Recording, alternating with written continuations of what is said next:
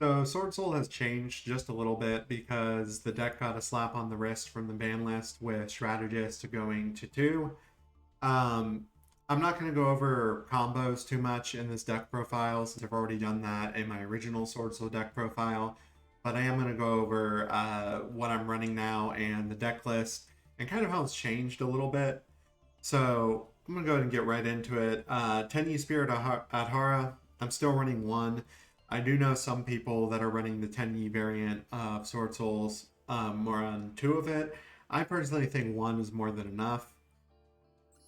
Two Maxi, three Ash Blossom, three Sword Soul of Mo Yi, two Sword Soul of Taya. I only like running two, and I'm now running the one copy of the Sacred Summit, so if I really need it again, I can always recur one of them. I'm running three Accreditable Ecclesia the Virtuous. That kind of helps me get to Taya or Mo Yi quicker, and it also is really good Ash bait. And you can also special summon it if your opponent has more monsters than you do. So three of this definitely. I know some people still say that two is the way to go, but personally I really like three. Plus, it's a tuner. If you get token collected and you need to synchro, this is going to be one of your outs because you can special summon this and then normal summon any of the level 4s. And then you can go into something to hopefully get rid of the token collector, like the Baxia, because Baxia will let you spin token collector back into the deck. Yes, it stinks you can only do one card with Baxia, but that is definitely one of the many reasons to run this card at 3. Next, we have two Sword Soul Strategist Long Wan. If you haven't heard by now, on October 28th, 2020, they are putting Long Wan to 2 with the new ban list. So, unfortunately, we can only run 2. If we could run 3, I'd run 3. Next, we have Sword Soul, the red one. I'm not even going to try to pronounce its name. The red one's good for a number of reasons, starting with the fact that if your opponent imperms Mo Yi, you can just respond by tributing it for this, and Mo Yi's effect is still going to go through. That's just one example.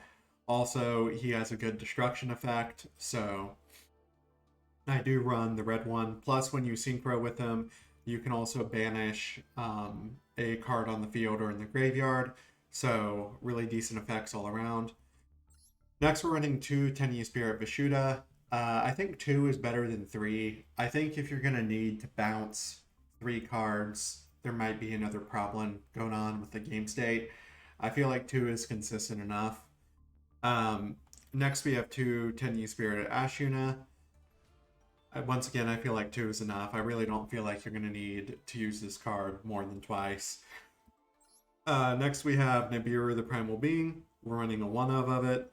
This is really decent for when your opponent is just turboing out those huge unbreakable boards. Next, we have three Pot of Desires. I'm still running Desires. What I will say about Desires is if you're playing it to intentionally bait out the Ash, like if you think your opponent has Ash, it's great. But most of the time, I would like to try to get one of the Long Wands in hand before I play Desires, because now that Long Wand is at 2, there have been several times where I banished 2 Long Wands off Desires, and I really don't want to banish one of my best cards off of Desires. So I would try to search out Long Wand before playing it, unless you're just using it as Ash bait or if you already have it in hand. But this card is still too good not to run. The fact that it just immediately makes Supreme Sovereign into a 4,000 beater that also reduces your opponent's monster's attack by 1,000 because of the Pot of Desires banish. It's just too good. Next, we have one Lightning Storm. This card's good if you get blown out. This card's good if you go second. This card's good to get rid of back row as well as front row. It's just decent all around. Three Sword Soul Emergence. Searching cards is good, and the fact that this lets you search any Sword Soul monster is great. The fact that if you have a Synchro, you can search any Worm monster, even better. Next, we're running the one Sword Soul Sacred Summit, and I'm going to read the full effect because we haven't covered this on the channel yet. I'm running this to kind of make up for the loss of the one Long Wand. The other reason I really like this card is if I have one of the tokens summoned off the Mo Yi, or if I just am able to bring out the Ecclesia, and then bring back the red one.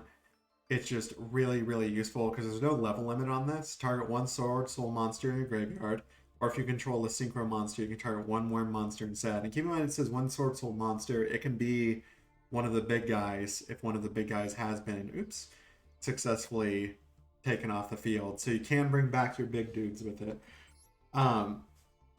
But you can also target any worm monster if you have a synchro monster on the field. So if this card's banished, it has the standard effect that you can target a sword soul or worm monster and increase or decrease its level by 1 until the end of the turn. You can only use each effect once per turn.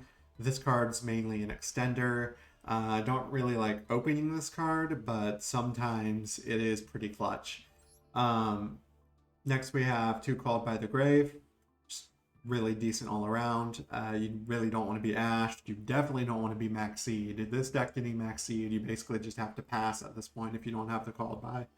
It is really, really rough because let's say you activate the strategist effect and they chain max seed and you don't have the Called by, they're going to get 1 for the strategist, 1 for the token, and 1 for the synchro summon if you synchro.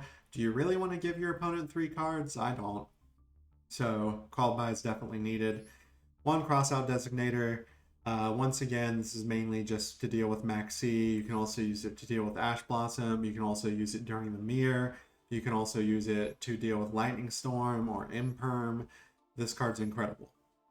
Next, we have 1 Heavenly Dragon Cycle. Tribute a worm monster, add a worm monster from your deck to your hand. If you tributed a non-effect monster to activate it, you can special summon it instead, but negate its effects. During your main phase, if you control a face-up non-effect monster, you can banish this card from your graveyard. Add 1 Tenyi card from your deck to your hand. You can only use 1 Heavenly Dragon Cycle effect per turn, and only once that turn. So, reasons why this card is good. Your opponent is going to chain something in response to your Mo-Yi that would negate its effect. That requires the Mo-Yi to be on board. You contribute it, add a worm monster, you'll still get the token.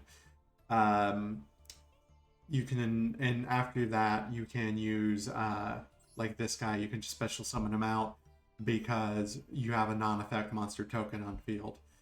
And after that, you can ideally use something like the Sword Soul Emergence to reduce his level by 1 to then make him 6 and synchro with the token. That's just an example. But Heavenly Dragon Cycle, very good card, helps dodge things, and the fact that you can tribute a non-effect worm monster to, say, special summon out either of the 2 level 7s or the level 1 to do synchro shenanigans. Pretty good. Next we have 2 Evenly Matched. This is great for going second. This is great for negging your opponent and setting up a negate board. This card is just decent if you get blown out as well to help you come back. So good going second card.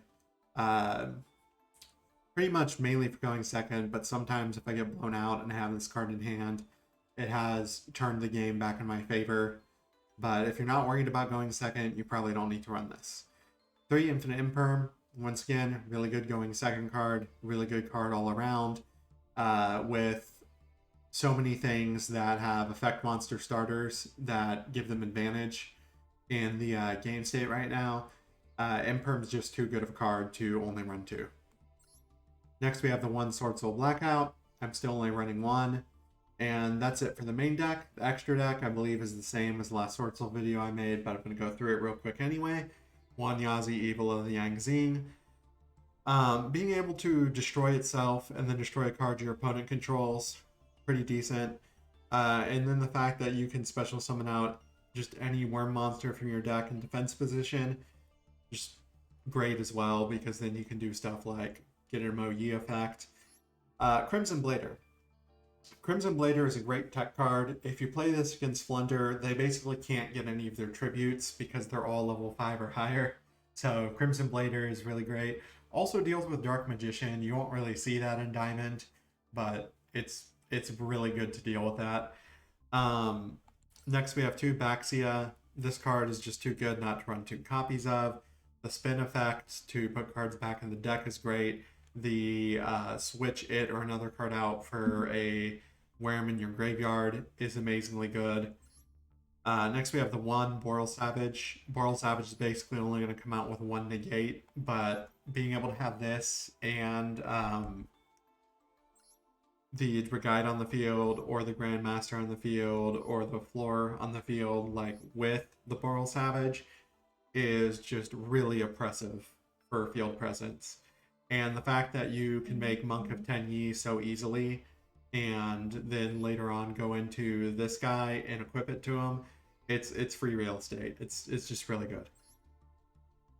Then one Draco Berserker of the Tenyi. I like this because the effect to banish the effect to banish an opponent's monster when it activates his effect is awesome. I love when people gamma me and then I chain this and then the gamma is just like banished and they only get the driver. It's goofy, but I like it. Next we have the Emancipator Risen Dragite. This card's good. Being able to have an extra negate is good. The two Swordsoul Grandmaster Cheek Style, I do really like running two, and with the Swordsoul Summit, you really only need two. The one Leo, Keeper of the Sacred Tree, this is more in here just a meme on people, but when this happens, it is really funny. Sometimes your opponent not being able to target it with effects except for main phase 2 is actually relevant.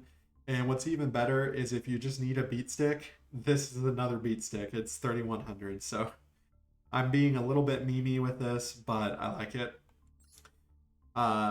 One Baron de Flor. I like this card. I don't think you need more than one. If you're really going for that negate heavy board, maybe get rid of the Leo and run a second Baron, but you really only need the one. One Supreme Sovereign Qing Ying, one Sinister Sovereign, what's his name? Sinister Sovereign. Oh, I'm not going to try to pronounce that. Two Monk of Tenyi, and that ends the deck profile. I'm not going to include replays or combo guides with this because I already have another video for that. So check that one out if you want more information there. But this is what I'm running for post ban list. Hope you guys like it, and I will see you guys in the next one. Bye-bye.